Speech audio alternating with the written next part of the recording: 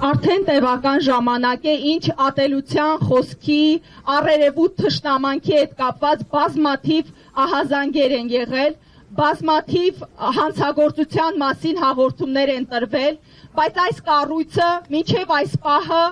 ոչ մի հստակ գործողություն չի արել, չի դատապարտել եւ առավել եւս օրենքի սահմանում չի պատժել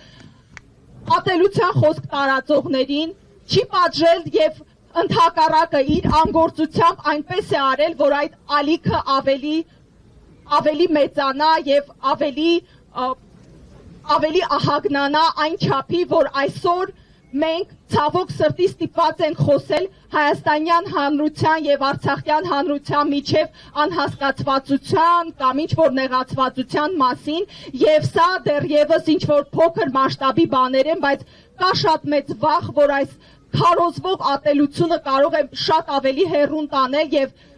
ես չեմ վախենա ասել այս խոսքը, որ մի օր տանի եւ հասցնի մեզ եղբայրասպանության, ինչը խայտառակ վիճակ է եւ ինչին պետք է ամեն ինչ անել, որպեսզի չհասնենք։ Այս մասով մի մասը իհարկե այս մասով ենք խոսելու, մեր խոսնակներից մեկը շուտով կներկայացնի եւ մյուս մասը կխոսենք նրա մասին, որ արդեն 2023-ից հետո անդադար խոսվում է ինչ-որ թալանի մասին եւ երբ որ արցախցիները բարձրացնում են իրենց խնդիրները, ասում են գնացեք ձեր թալանչիներից ուզեք, թալանել են, էս են արել, են արել։ Եթե հիշում եք 1 տարի առաջ Արցախի նախագահը հաղորդում էր տվել հանցագործության մասին, որպեսզի քննվի այդ թալանը, գտնվեն այդ թալանչիները եւ պատժվեն օրենքի ամբողջ խստությամբ։ Այս երկու հիմնական թեմաներով ենք խոսելու եւ խոսքս ուզում եմ փոխանցել Սաիդ Պողոսյանին, որպեսզի ատելության մասին այս քարոզը ներկայացնի, քանի որ ինքը նաեւ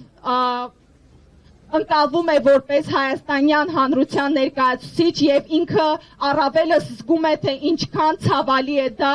իր սեփական կաշվի վրա, երբ որ իր արցախյան ընկերները եւ իր հայաստանյան հանրությունը իրար չեն հասկանում կամ ավելի ճիշտ, եթե ավելի անկեղծ լինենք, ապա հենց արցախատյացության այս քարոզը ինչպես է ազդում իր արցախյան ընկերների, հարազատների եւ ընդհանրապես ցանկացած արցախցու կյանքում այնինչ հետք է թողնում։